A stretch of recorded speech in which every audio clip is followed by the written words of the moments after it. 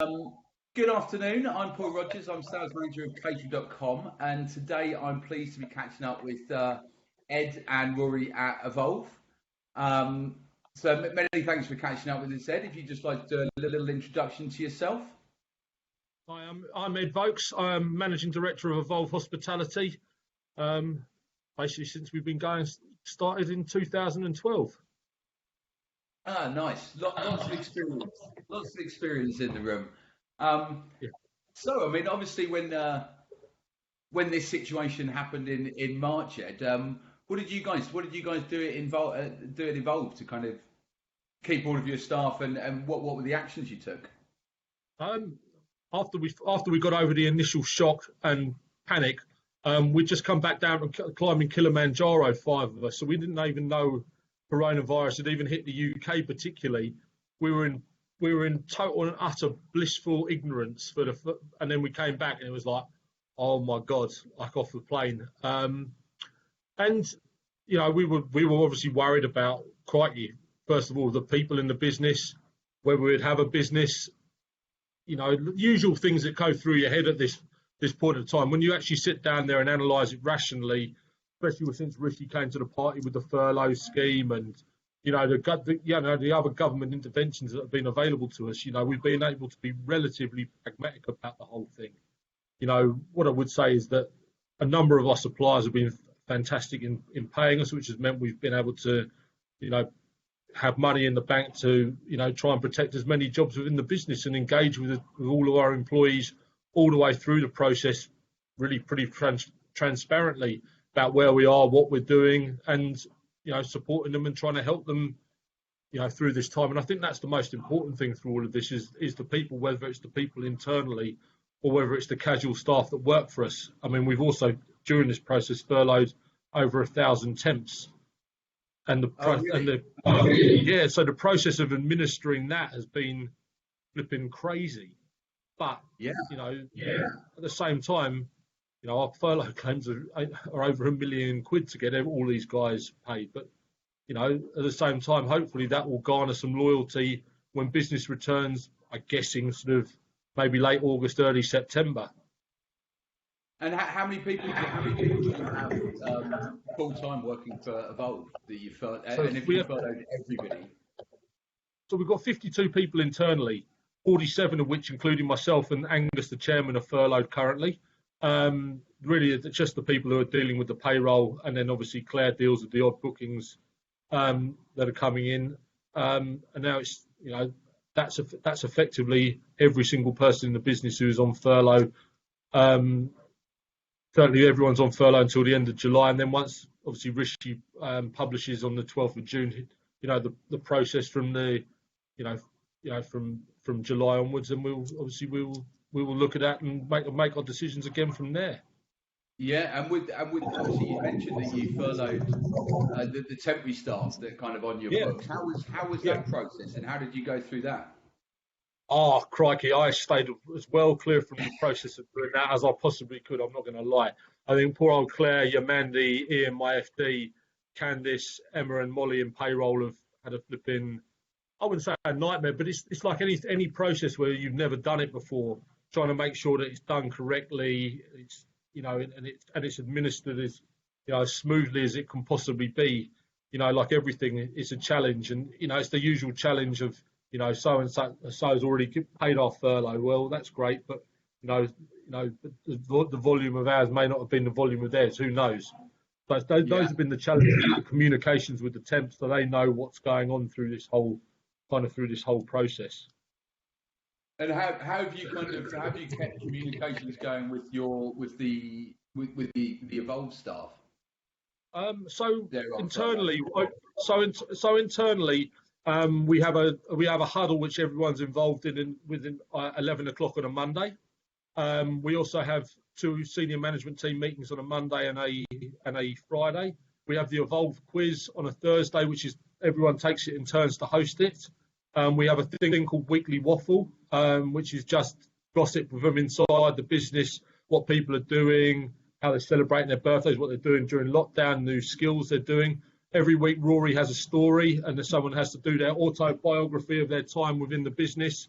their highs, their lows, their crazy temp stories, and depending on who it is, maybe their crazy nights out with clients along the way. Yeah. Without wanting to name any names, if someone's ended up on a having one too many shots of tequila with someone who will also remain nameless, these are the stories that are coming out. So, we're just trying to have, whilst there's obviously some serious issues and serious parts of this whole thing, we're trying to have a little bit of fun during this time as well with everyone. I think that's really important to do. It's kind of a key to kind of just take a step back and have a look at how you do engage with your staff. And I know you guys have got, you've got a lot of people that have worked for you for a long time, and you guys work across all areas of recruitment in hospitality as well. Yeah.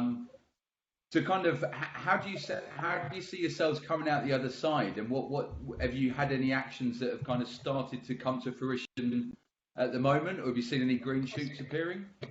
I think, I guess, for the first, through April, it was very much everyone was kind of in shock and taking stock internally. I think May everyone was kind of going, okay, well, we'll deal with, now we know where we're at, make sure everything's sorted internally. I guess June's really been the time of starting to have conversations with people and, trying to positively move forward out on the other side of this. I think, everyone, I would say, a number of things have come out of this which are good. I've engaged with people, other managing directors of recruitment agencies who I wouldn't necessarily have, essentially spoken to, but we're all in the same boat. And dare I say it, I'd like to think everyone wants to come out the other side of this, seeing each other at 6 a.m. in the check-in tents at whichever event it might be, or in the flipping tiny little check-in areas of one of the hotels that we all deal with, or whatever it might be. You want to see everyone come out of the other side of this, and then almost let battle recommence, if it were. But let's get everyone and try and help everyone try and get through this period. And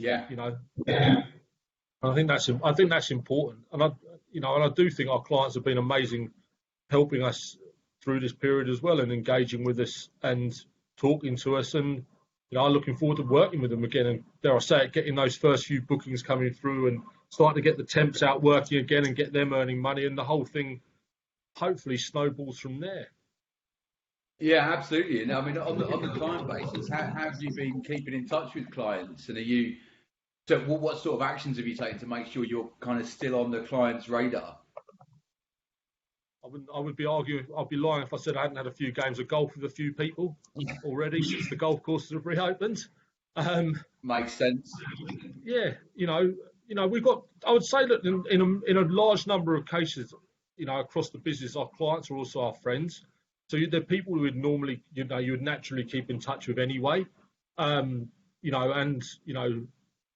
talk to them via their Instagram posts when they put up something good on Instagram, or, phone them up and just ask them if they're okay. And that's been something else, number of phone calls I've had from people or I've made to people just asking, are you okay? Is there anything we can do to help and stuff like that? So, nothing crazy, just trying to be decent human beings, really. Absolutely. Have you kind of seen the industry come together in a manner that you'd expect throughout these times?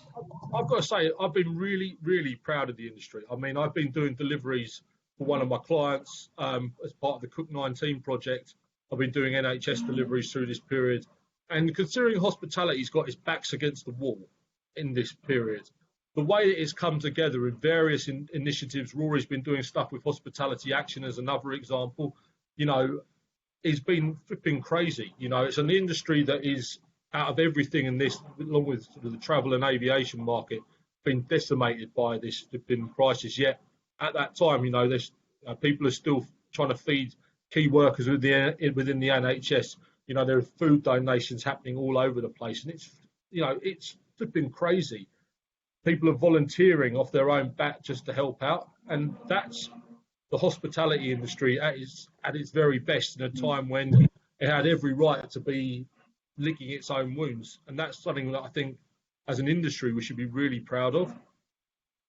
No, absolutely. It's quite remarkable to see all of the stories. I think everyone's engaged so much in social media over the last few months. Mm. As you said, there's been so many good initiatives that you've got on board with. Is there any specific initiatives that you've kind of really got on board with and got all the team involved with? We've done Hospitality for Heroes. That's on our Instagram feed.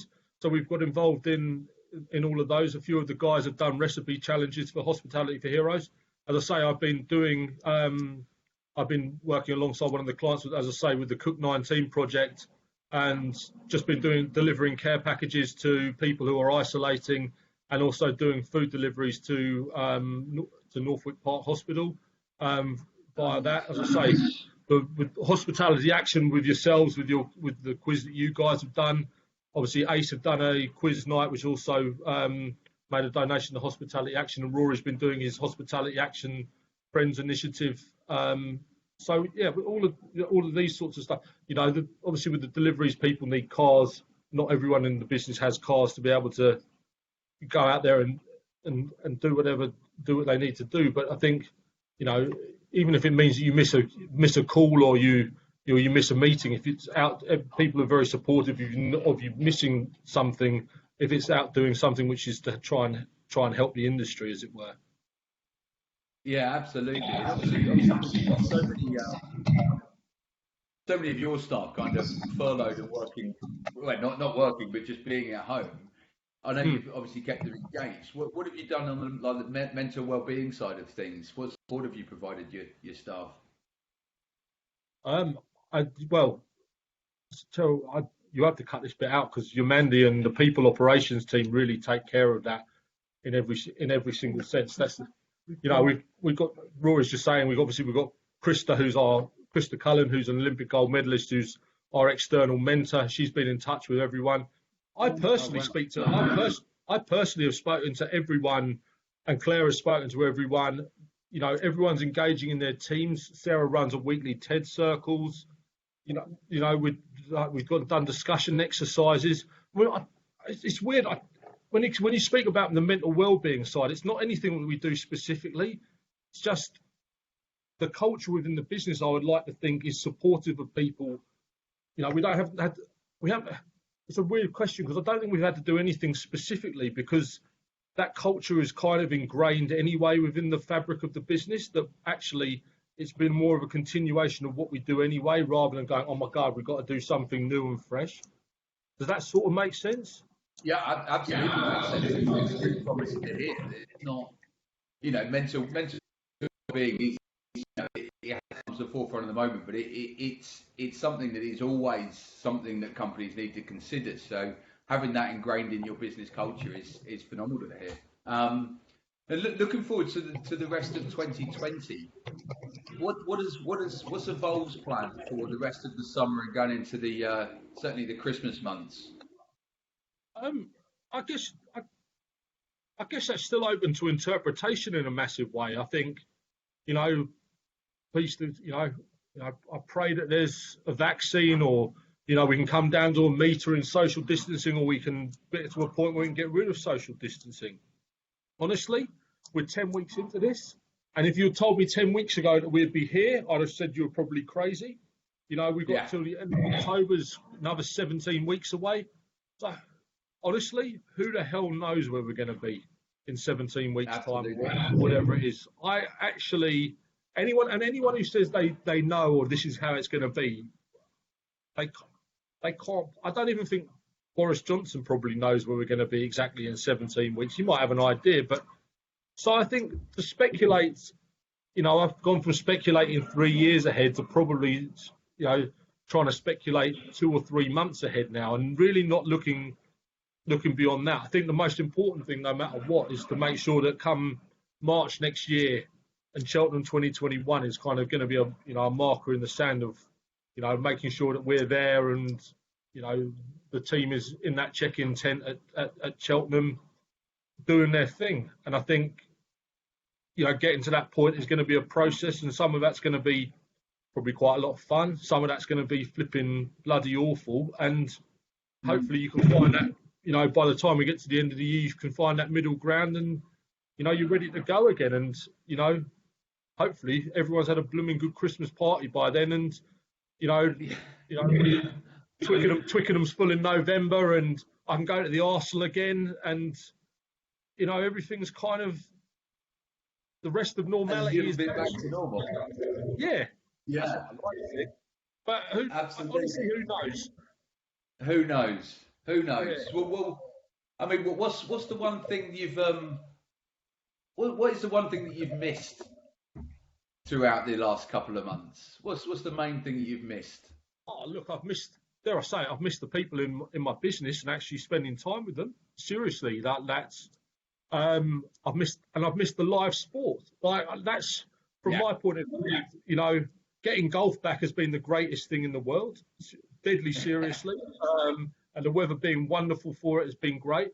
But yeah, just the simple things, being able to go to the Bowling Birds, which is just down from the office, run by a good friend of Rory's called John, and we go in there and just everyone has a couple of beers. We just sit round and some people come, some people go, and like those are the little things that you kind of miss. It's none of the big things. It's just dare I say it's maybe sneaking the first couple of overs at Test match checking or something like that. Yeah. It's the work side of things, and for me it's the live sport.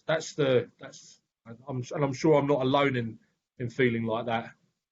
No, you certainly aren't, because it's certainly one thing I miss, and it's certainly with all of your guys that obviously attend these events and do them. That is part and parcel of the business and your personal life, I guess, doesn't it? Yeah, exactly. Well, look, Ed, it's been an absolute pleasure catching up with you. Thank you. Thanks for joining us again.